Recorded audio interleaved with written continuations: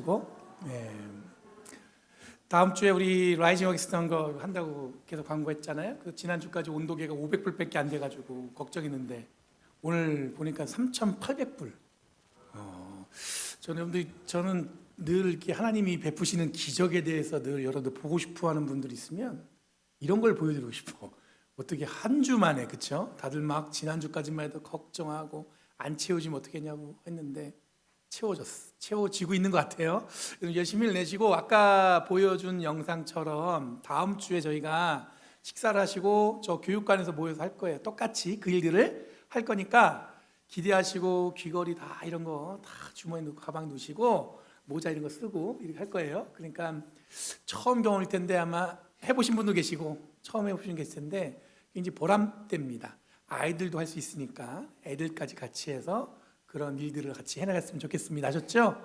네, 우리 옆에 사람 다시 한번 잘해봅시다. 손 한번 잡으시고. 좋습니다. 자, 오늘은 여러분들 변화산 주일이라는 교회의 절기에 대한 본문을 나누고요, 같이 말씀을 나누려고 합니다. 변화산 주일, 이게 익숙하지는 않죠, 우리한테. 근데 오늘 읽은 본문은 보면 모세의 얼굴에 이 광채가 나는 변화에 대한 이야기예요. 이게 쉽게 이렇게 와닿지 않는 이야기인데 신약 성경에도 이 비슷한 얘기가 있습니다. 뭐냐면 예수님께서 베드로와 야고보와 요한을 데리고 산에 올라가셨어요. 기억나세요? 그런데 거기서 누굴 만나냐면 갑자기 예수님께서 얼굴과 옷이 하얗게 광채로 바뀌더니 엘리야와 모세를 만나는 장면이 나와요. 그걸 보고 베드로가 그 장면을 보고 너무나 이 환상적인 모습이에요. 왜냐하면 모든 게 다 저 산 밑에는 뭐 고민, 어려움, 되게 좀 힘듦 이런 것들을 막 마주하는데 지금 산에 왔더니 예수님은 어떻게 됐어요? 광채가 나면서 유대인들에겐 굉장히 유명한 엘리야와 모세와 예수님이 소위 말해서 같이 이렇게 한 테이블에 앉아 있는 거예요. 그럼 하는 얘기가 뭐냐면 모세가 예수님, 우리가 여기서 초막셋을 짓고 영원히 여기서 살고 싶다. 여러분 기억나세요? 그 본문이 있어요. 그럼 베드로의 입장에서 보면 환상적인 경험이라고 할 수 있습니다. 저도 예전에 이와 비슷한 경험이 있었던 것 같아요. 예전에 한 20살 언저리 때 친한 친구들과 함께 뭔가 이렇게 잘 맞았던 것 같아요. 그 친구들하고 막 앞으로에 대한 꿈에 대한 기대를 막 얘기하면서 벅차 올랐던 기억이 있어요. 그때는 뭐냐면 이 친구들하고는 영원히 삶을 같이 살면 든든할 것 같았어요. 그런 적 있지 않으세요? 있을 거예요, 아마 다. 얘네들하고. 근데 지금 시간이 지나니까 이제 다 잊혀졌어요. 왜 그러냐면 그때는 이 친구들과 영원한 삶을 살 것 같았지만 아직도 그 장면과 그 장소와 그 분위기가 아직도 기억나요. 왜냐면 저 그때 되게 좋았던 기억이 있어요. 근데 시간이 지나니까 이제는 그 기억은 사라졌고 현실은 만만치 않다는 걸 느껴졌어요. 왜냐면 맨날 생각이 똑같으면 좋은데 늘 그렇게 똑같을 수가 없지요. 달라지고 사람들의 생각도 달라지고 아마 당시에 베드로도 아마 예수님의 광채가 나고 이 변화된 모습에 그리고 엘리야와 모세와 함께 있다 보니까 자신의 삶도 여기서 뭐예요? 마무리하고 싶은 거예요.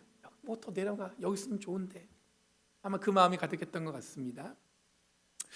하지만 이런 화려한 경험이 있은 후에 여러분 예수님께서는 산에서 내려오신 다음에 곧바로 고난의 길로 가시죠. 그러니까 우리가 절기로 얘기하면 사순절이라는 예수님의 고난을 묵상하는 시간으로 들어간다는 사실에 어떤 베드로의 화려한 경험 속에서 앞으로 경험하게 될 현실은 우리들에게 묵직하게 깊은 어떤 사색으로 이끌어 갑니다. 굉장히 화려하고 베드로의 입장에서 보면 여기서 자기 인생을 마무리하고 싶을 정도로 너무 좋았는데 이제는 어디로 가냐면 바로 고난의 길로 가시는 예수님을 마주한다는 것 자체가 우리들 깊이 묵상해야 될 내용이라고 볼 수가 있습니다. 변화산 사건은 화려한 듯 하지만 그 안에 우리들이 깊이 새겨야 할 또 다른 시작의 예고편과 같은 사건이라는 사실을 기억하면서 오늘 본문을 읽었으면 좋겠어요. 이게 무슨 내용일까? 잘 이해가 안 될지 모르겠지만 여러분들 이 내용은 앞으로 일어날 사건에 대한 또 다른 어떤 준비, 이렇게 이해하시면 된다는 얘기예요. 오늘 본문은 모세가 두 증거판을 들고 시내산에서 내려왔다, 이렇게 본문을 시작하고 있어요. 증거판을 들고 시내산에서 내려왔습니다. 근데 사실 여러분 베드로가 이 증거판을 들고 내려왔던 거는 두 번째예요. 구약에 보면 출애굽기에 보면 첫 번째 증거판을 들고 내려왔을 때는 내려와 보니까 어때요? 오랫동안 이제 모세가 부재, 그러니까 그 자리에 없었다 보니까 리더십이 흔들렸나 봐요. 그러다 보니까 그 형 아론이 출애굽하면서 끌고 가져 나왔던 금부치 이런 것들 다 녹여갖고 뭘 만들었어요? 이 금송아지를 만들었잖아요. 그 우상을 섬기는 걸 보고 모세가 그 두 가지 증거판을 갖다가 깨트려 버리죠. 던져버려서. 그리고 나서 이 모세가 다시 한번 시내산에 올라가면서 40일 동안 본문에 보면 뭐라고 나오냐면 물도 마시지 않고 아무것도 먹지 않고 뭐 했냐면 하나님과 마주하는 그 이야기가 바로 이제 마무리되고 이 증거판을 두 개를 다시 들고 내려온 모세가 내려왔다 이러면서 오늘 본문을 시작하는 거예요. 그럼 내용은 이야기를 통한 어떤 서사를 꾸며가는 것 같지만 실제로는 모세와 시내산의 이야기는 오늘날에도 교회가 깊이 고려해야 할 어떤 신학적인 스트럭처, 구조를 가지고 있습니다. 그런 내용들이 가득 채워져 있어요. 오늘 읽은 본문 앞에 보면 시내산에 모세가 40일간 머물렀다는 어떤 그 내용이 나오면서 모세와 하나님만 머무는 구역을 따로 정해놨어요. 그래서 여러분들 이 삼각형을 그려보시면 산이라 생각하시면 꼭대기에는 누구만 있었어요? 모세와 하나님만 갈 수 있어요. 그 경계를 넘으면 성경에 뭐라고 나왔냐면 죽을 것이다 이렇게 되어 있단 말이에요. 그리고 그 다음 단계의 레벨은 누가 있었냐면 아론과 70명의 장로들이 머물 수 있는 공간을 또 따로 마련했어요. 그리고 그 다음에 삼각형을 그려보면 꼭대기는 모세와 하나님만 있고요. 그 중간은 누가 있어요? 아론과 70장로. 그 밑에는 누가 있어요? 나머지 이스라엘 백성들이 올라갈 수 있어요. 근데 그 경계를 넘으면 어떻게 된다고요? 죽는다 이런단 말이에요. 여러분 이런 구역을 설정해 놨는데 이 시내산의 구조는 결국 나중에 성전의 구조가 됩니다. 성전을 갖다 이렇게 쭉 만들었을 때 이 성전의 구조가 돼요. 지금 우리들이 예배하는 예배당 구조도 시내산에서 모세가 하나님과 독대하던 그 시간과 기록으로 남겨진 것들이 오늘날 기록되어 있어요. 제가 여기 서 있는 곳이 뭐냐면 바로 모세와 하나님이 있던 자리를 상징하는 지성소예요. 그리고 여러분들이 앉아 있는 자리가 아론과 장로, 70장로들이 앉아 있는 그 자리예요. 그리고 저 성전 문 밖에 나가는 게 이제 일반 이스라엘 백성들이 머무는 곳입니다. 지금 보면 저희들이 뭔가 굉장히 프로모트한 것 같지 않아요? 뭔가 이게 승진된 느낌? 뭔가 예전에는 이제 밖에만 있었어야 되는데 이제는 안에도 들어와 있잖아요. 어떤 그런 것 된 건데 그렇게 된 것처럼 느껴질 텐데 실제로 이런 성전의 구조는 사람들이 어떤 종교적 계급을 설정하고 사람들을 구별할 수밖에 없는 구조라고 볼 수가 있습니다. 의도치 않지만 사람들은 그 안에서 뭘 만들어내요?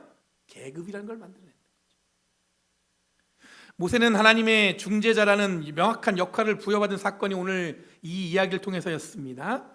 금송아지를 만들어냈던 아론과 이스라엘에게 분노했던 모세가 하나님과 독대한 지 40일 만에 다시 두 증거판을 들고 내려왔습니다. 본문에 보면 뭐라고 나냐면 그렇게 들고 내려온 모세가 얼굴에 광채가 났다, 빛났다, 얼굴이 빛났다고 기록하고 있어요. 모세 자신은 그 빛난 것에 대해서 몰랐어요. 내려와 보니까 얼굴에서 뭐가 확 느껴져요. 빛이 막 나는 거야. 30절에 보면 아론과 이스라엘 족속들이 어떻게 됐습니까? 빛나는 모세의 얼굴을 보고 두려워서 가까이 가지 못했다 이렇게 기록하고 있어요. 그리고 31절에 모세가 부르니까 그제서야 가까이 모세에게 갈 수 있었다라고 성경은 기록하고 있습니다. 여기서 우리는 이스라엘의 어떤 종교 형성의 시작점을 확인할 수가 있어요.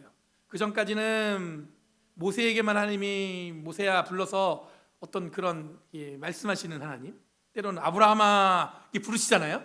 어떤 그런 건데 오늘 본문에서 비로소 이제 하나님과 인간관계의 어떤 종교적인 어떤 구조가 생겨나기 시작한다는 얘기예요.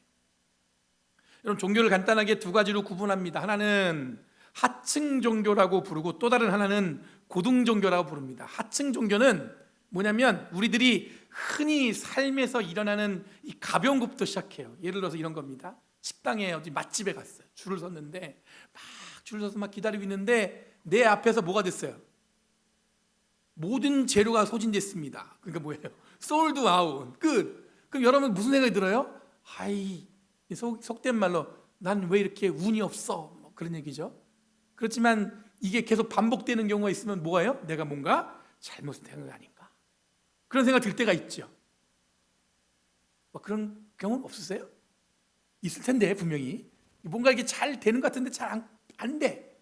그럼 뭐라고 그래요? 나는 왜 이럴까? 이런 자책할 때잖아. 남들은 다 잘 되는 것 같은데 왜 나만 안 될까? 그런 거 있죠. 그런 마음 갖는 거. 제가 어릴 때 할머니 댁에 가면 할머니가 그랬습니다. 문지방 밟지 마라. 아세요? 복 나간다고. 문지방 밟으면 안 된다. 이게 다 뭐예요? 그게 옛날에 어떤 토속적인 신앙입니다. 그게 이런 것들을 뭐라고 얘기하냐면 하층 종교라고 얘기합니다. 굉장히 또 복잡하긴 한데 이게 이제 간단하게 제가 설명하다 보니까 이 정도만 얘기할게요. 기회가 되면 더 설명할게요. 고등 종교는 이제 반대로 고등 종교는 말 그대로 수준 있는 종교 형태를 말하는 거예요. 여러분 하나님을 믿습니다. 그런데 그냥 믿는 게 아니라 형식이라는 걸 갖춰요. 다르게 표현하면 제의적 요소가 있다고 이야기합니다. 우리가 오늘 예배 드릴 때 촛불을 들고 쭉 입장에서 촛불을 점화했죠. 왜 점화해요? 제가 몇 번 얘기 드렸는데 아시는 분 아실 텐데, 이게 불을 밝히면 뭔가 이렇게 거룩한 느낌이 들어서 하는가? 그게 아니라 이 촛불이 뭘 상징하냐면 주님 이 자리에 성령께서 함께하여 주시옵소서 하면 성령의 불을 상징하는 거예요. 그리고 나갈 때 또 촛불을 들고 앞에 쓰죠. 앞에 있는 거 끄고. 그럼 뭡니까? 세상으로 나아갈 때 성령과 동행한다는 의미가 담겨져 있는 거예요.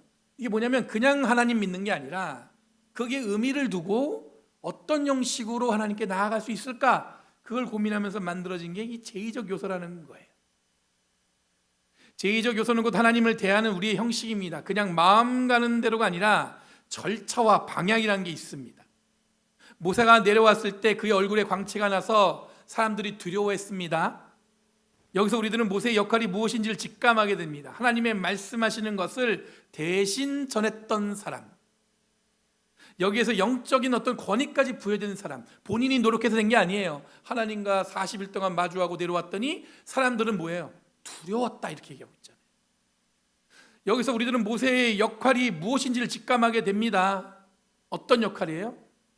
하나님의 말씀을 대신 전하는 사람뿐만 아니라 어떤 그가 하나님의 어떤 뜻과 말씀으로 가득 채워져서 내려온 사람으로 우리가 알 수가 있어요. 모세를 본 사람들도 아마 직감했을 겁니다. 그래서 두려워서 가까이 다가가지 못했다. 여기서 두려웠다는 뜻은 우리가 그냥 흔히 얘기하는 무서워 이게 아니라 reverent fear 또는 sacred awe, fear of the Lord. 제가 왜 영어로 하냐면 이게 적당하게 한글로 표현할 게 없었어요. 근데 이걸 조금 한국말로 번역하면 신성한 두려움. 이게 너무 신성하고 거룩하다 보니까 그게 느껴지는 어떤 두려움, 그게 있는 거예요. 이어지는 구절에 보면 모세는 하나님과 함께할 때는 얼굴을 드러내고 이야기했지만 사람들을 만날 때는 어떻게 했습니까? 얼굴에 수건을 가렸다고 기록하고 있습니다. 여기서 얼굴을 가리는 행위와 얼굴을 드러내는 행위에 대한 이해도 살펴볼 수가 있어요. 하나님 앞에서는 모세가 얼굴을 드러냈지만 사람들을 만날 때는 어떻게 했어요? 얼굴을 어떻게 해요? 가렸다. 우선 모세가 얼굴에 광채가 날 때 단순히 빛이 나는 것이 아니라 얼굴 꺼풀에 변화가 있었다는 표현으로 히브리어로 카란이라는 동사를 사용했어요. 얼굴 꺼풀. 이 카란이라는 동사는 약간 피부하고는 조금 달라요. 피부 옆에 뭔가 더 붙어있는 껍데기? 제 껍데기라고 하면 좀 웃기죠. 좀 이상해, 말이 이상한데 제가 이게 딱히 여러분들한테 와닿을 수 있는 이 문장이 단어가 못 찾겠어요. 그래서 이게 껍데기 하니까 머릿속에 돼지 껍데기 생각나시면 안 돼요. 하여튼 그런 거예요. 껍데기. 이게 빛났다는 거예요. 카라이라는 동사는. 이게 무슨 얘기냐면 우리의 원래의 모습은 있지만 무엇을 씌우냐에 따라서 어떤 느낌을 줄 수 있느냐 그 뜻이에요. 단순히 여러분들 목사님 전 빼갖고 얼굴이 하얘졌어요. 그런 뜻이 아니에요. 뭔가 거룩한 뭔가가 우리의 얼굴에 비친다. 모세는 바로 이런 얼굴을 덮고 있는 또 하나의 꺼풀을 통해서 다른 사람들과 구별되었다는 걸 보여줍니다. 여기서 우리는 얼굴을 드러내는 것과 가리는 행위에 대한 신앙적 관점의 차이를 구별할 수 있습니다. 모세의 입장에서 보면 하나님과 마주할 때는 빛나는 얼굴을 드러냈다는 것은 하나님으로부터 받은 권위와 책임을 위해서 자신의 모든 것을 환하게 드러내고 마주했다는 의미예요. 하나님 앞에 내 모든 것을 다 드러내놓고 하나님과 1대1로 마주한 거예요. 반대로 얼굴을 가리고 사람들을 만났다는 것은 뭐냐면 하나님으로부터 특별하게 부여받은 권위로 사람들을 대하는 게 아니에요. 나는 이렇게 얼굴이 빛난다 사람들한테 드러내면서 말이야 자랑하면서 그렇게 마주하는 게 아니라 빛을 가림으로 평범하고 일상적인 삶을 살아가는 자연인 모세로 사람들과 마주했다는 표현이기도 합니다. 자기가 특별함을 사람들한테 최대한 어떻게 하려고 그랬어요? 가리려고 했다. 내가 하나님과 오래 있으면서 말이야 얼굴이 막 빛난 거를 자랑하는 게 아니라 그걸 어떻게 하려고 그랬어요? 오히려 가리려고 했다. 이런 이해는 우리들이 이 땅을 살아가는데 중요한 방향을 알려줍니다. 우리는 저마다 각자가 가지고 있는 옷을 입고 있습니다. 이걸 제가 다르게 표현한 거예요. 옷이라고 표현했어요. 다르게 표현하면 우리도 우리의 얼굴에 어떤 꺼풀 같은 것들이 씌워져 있을 수 있습니다. 관상이라는 영화 보셨나요? 거기 보면은 관상을 통해서 이 사람이 어떤 사람인지를 과거, 현재, 미래를 진단하는 내용이 막 나옵니다. 딱 얼굴 봤더니 뭐 눈꼬리가 어떻고 이러면서 얘기하잖아요. 마치 점을 보는 것처럼 생각하시겠지만 원래 이 관상은 명리학이라는 학문을 통해서 드러나는 어떤 경험적이고 과학적인 근거가 있는 겁니다. 그러니까 예를 들어서 이 사람이 어떤 생각을 하고 살아냐에 따라서 그 사람 얼굴이 바뀌어요. 제가 한참 힘들 때, 뭐 20대 때는 맨날 힘들었던 것 같아요. 그때 기억에는 늘 고민했던 것 같아요. 한국에서 서울에서 길 걷다 보면 앞만 보고 가잖아요. 근심하며 얼굴에 표정. 그러면은 누가 와서 그래요. 고민이 많아 보이십니다. 도를 아십니까? 그게 무슨 얘기냐면 얼굴에 고민이 있으면 얼굴에 뭐가 나와요? 드러나요. 왜 얼굴이 왜 그러냐? 저는 많이 붙들려 봤어요. 그때 툭 하면 얼굴에 고민이 있어 보입니다. 도를 아십니까? 이 사람들 되게 어떻게 나를 알았지? 막 그렇게 하는 게 아니라 원래 알아요. 얼굴에 뭐가 나요? 표가 난다는 뜻이에요. 모세는 하나님으로부터 전적인 권위를 부여받았습니다. 전적인 권위를 부여받았습니다. 그 모습이 얼굴에 광채가 나는 것으로 변화되었습니다. 하지만 얼굴을 가림으로써 사람들에게 하나님의 권위를 부여받은 사람이라는 것과는 별개로 인간 모세로서 사람들과 마주했습니다. 여기서 우리들은 신의 산의 구조를 통해서 영향받은 어떤 성전의 구조, 이 스트럭처 속에서도 모세의 신앙은 결코 사람들을 구별하거나 차별하는 것으로 사용하지 않았다는 것을 알 수 있습니다. 성전의 구별은 사람을 차별하기 위해서 만든 것이 아니라 하나님께 나아가는 절차와 형식을 위한 제의를 통해 만들어낸 거룩한 신앙적 행위였습니다. 하지만 우리들이 예상하듯이 이런 구조는 결국 어떻게 됐습니까? 종교적인 어떤 차별이라는 것들을 경험하게끔 사람들을 만들었어요. 다시 말해 저마다 모세가 쓰고 있던 광채의 꺼풀을 자신들에게도 씌워져 있는 것처럼 스스로 신앙적인 교만의 삶으로 몰아갔다고 볼 수가 있습니다. 지금은 이제 안 그렇지만 예전에는 목사님들이 이렇게 하면은 뭡니까? 첫 열매는 누구한테 드려요? 목사님한테 드려야 된다. 뭐 이런 얘기 있었죠. 잘 모르시나 본데 그런 게 있었어요. 옛날에는 어른들이 그런 순수한 신앙을 갖고 목회자를 그렇게 하는 거죠. 근데 여러분들 모세조차도 오늘 본문에 보면 그가 하나님의 광채를 품고 자기를 사람들 앞에 들어 세우는 게 아니라 그거를 가림으로써 똑같이 그들과 마주했다. 성전의 구조도 마치 우리가 볼 때는 그게 사람들을 구별하면서 차별한 것 같지만 하나님께 나아가는 뭐예요? 절차와 같다. 여러분 예수님의 변화산 사건은 조금 다른 시각에 볼 수 있습니다. 아까 처음에 말씀드렸잖아요. 앞서 말씀드린 것처럼 변화산 주일을 지내면서 우리들은 이제 곧 이번 주 수요일부터 사순절이라는 절기로 들어갑니다. 베드로가 예수님과 함께 초막셋을 짓고 영원히 살고 싶다고 했던 그 순간은 결국 고난이라는 전혀 다른 상황의 삶에 마주하게 됩니다. 막 너무 좋아갖고 막 여기서 영원히 살고 싶다고 했는데 산을 내려갔더니 이제는 뭡니까? 예수님의 고난이 막 시작되기 시작하는 거예요. 완전히 극과 극이죠. 거기서는 하나님께서 예수님께서 뭐 얼굴도 변하시고 옷도 광하게 변하고 엘리야와 모세와 막 같이 다 담소를 나누는 장면에 지금 베드로는 격양된 거예요. 내가 바로 예수님을 잘 따라왔구나. 근데 산을 내려가자마자 곧 고난이라는 시간이 기다리고 있었단 말이에요. 그럼 겨울을 지내고 이제 봄이라는 시간을 경험하는 우리들도 새로운 생명들이 막 피어나요. 꽃들이 막 피죠. 그럼 교회 한번 둘러보세요. 저 뒤에 노란 꽃 보이세요? 앞에도 노란 꽃 보이세요? 하얀 꽃 필 때는 그것도 이쁘다 했는데 노란 꽃까지 피니까 너무 이뻐. 그렇죠? 우리 막 생명이 피어나는 이때 우리는 예수님의 고난을 묵상하게 됩니다. 그럼 빛나는 얼굴과 옷으로 모든 것들이 신비롭게 변하는, 또한 영적인 최고의 경험으로 모든 것이 여기에 머물면 좋을 것 같은 상황에서 예수님은 그런 최고의 경험과 빛나는 모습을 뒤로하고 새로운 거풀을 쓰셨는데, 그게 뭐냐면 고난의 길을 선택하시고 그 길로 걸어가셨다는 거예요. 그럼 종교, 곧 신앙을 갖는다는 것은 우리의 불안함을 안정적으로 채우기 위한 선택이라고 할 수 있습니다.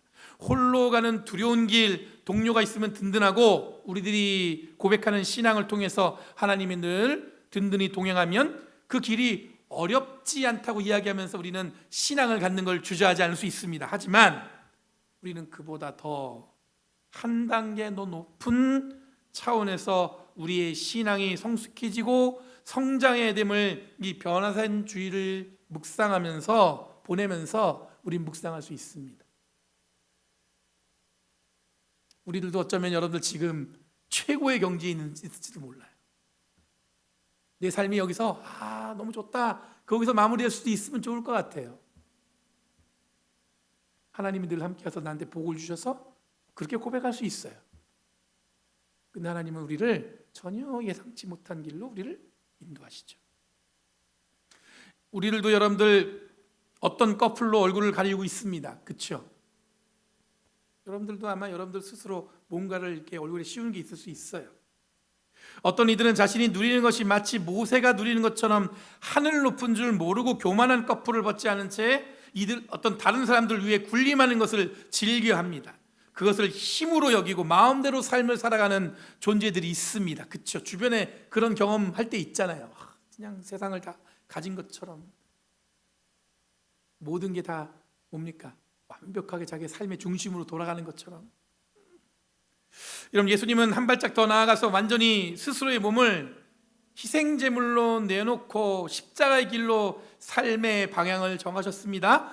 그렇게 좋다고 초막셋을 짓겠다던 베드로는 예수님을 어떻게 했냐면 3번 부인하죠.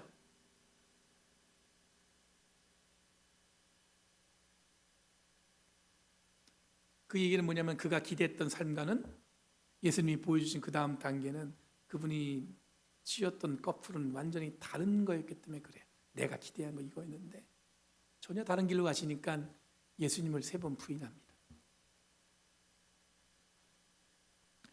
여러분, 예수님의 십자가 사건은 성경에 보면 성전에 있던 휘장이 찢어졌습니다.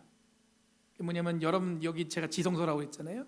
지성소에는 1년에 한 번 대제사장만 들어갈 수 있었던 어떤 휘장이 있었는데 십자가 사건으로 이게 다 찢어졌어요.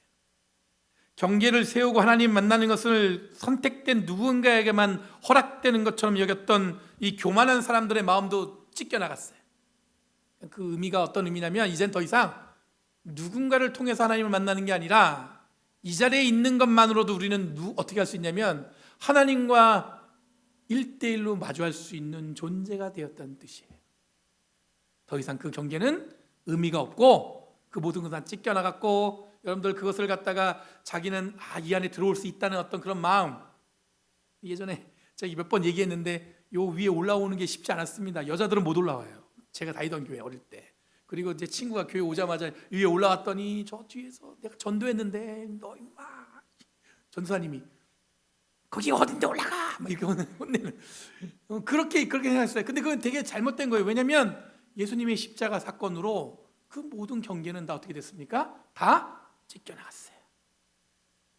지금도 여러분 비슷한 성전 구조로 우리들이 함께 예배드리지만 예전과 같이 경계를 두고 정해진 사람만이 이 자리에 올 수 있는 것이 아니라 어느 누구나 하나님과 마주하고 예배할 수 있는 은혜를 우리에게 주신다는 뜻입니다. 이런 변화사 사건의 의미는 신비로움으로 더욱 거룩하고 뛰어난 모세나 예수님의 능력을 기억하는 것이 아닙니다. 얼굴에 광채가 빛났네, 모세는 아주 특별한 사람이네, 그걸 기억하는 게 아니라 오히려 이후에 일어나는 얼굴을 가리움으로 평범하게 사람들과 이야기하려고 했던 모세의 노력, 그리고 그보다 더 큰 희생으로 오히려 사람을 위해 살리기 위해 스스로 죽기까지 사랑하시는 모습을 보여줬던 예수 그리스도의 은혜를 통해서 우리들은 이제 더 특별한 어떤 영적인 여정을 할 수 있다는 기쁨을 얻게 되고 깨닫게 되는 시간이 바로 이 변화산 주일이에요. 이번 주 수요일은 이제 제 수요일로 사순절 절기 시작을 알리는 여정이 시작됩니다. 이 여정은 곧 스스로의 자신에게 씌워졌던 커플을 벗어 던지고, 어떤 마음으로 여러분들 옷을 입었고 어떻게 커플을 치웠는지는 모릅니다. 그런데 이걸 다 벗어버리고 스스로 십자가의 길로 걸어가신 예수 그리스도를 깊이 묵상하며 보내는 시간들이에요. 40일 동안. 여러분, 이 시간을 한 걸음 한 걸음 이 거룩한 걸음에 마음을 다해서 더 이상 이제 세이빙 페이스, 뭐냐면 이제 교회 와서 세이빙 페이스 뭡니까? 체면치레. 내가 어떤 얼굴로 이렇게 그러지 말고 세이빙 그레이스, 하나님의 은혜로 우리의 커플을 채워가는 저와 여러분 되길 간절히 바랍니다. 하나님은 끊임없이 우리를 사랑하시고 늘 새로운 모습으로 우리와 함께 하십니다. 그렇게 함께 하시는 주님을 찬양하며 우리의 몸과 마음을 주님께 드릴 수 있는 그런 은혜를 우리의 삶에 누리는 저와 여러분 되기를 간절히 바랍니다. 기도하겠습니다. 거룩하신 주님, 감사합니다. 오늘 이 아침에도 주님께 간절히 나와 몸과 마음을 주님께 맡기길 원합니다. 변화되었던 그 모습을 통해서 하나님께서는 그에게 영적인 권위를 허락하셨지만, 하나님 그 권위를 누군가에게는 또는 다른 사람들에게는 평화의 상징으로 자신의 얼굴을 가리며 스스로를 특별하다 생각하지 않았던 모세의 모습처럼 우리들도 늘 하나님과 동행하는 가운데 하나님의 놀라운 뜻과 능력이 우리의 삶에 든든히 세워져가고 있음을, 변함없이 주님이 주시는 기쁨과 감격 가운데 있음을 잊지 않는 저희들 되게 하여 주시옵소서. 감사드리며 예수님의 이름으로 기도합니다. 아멘.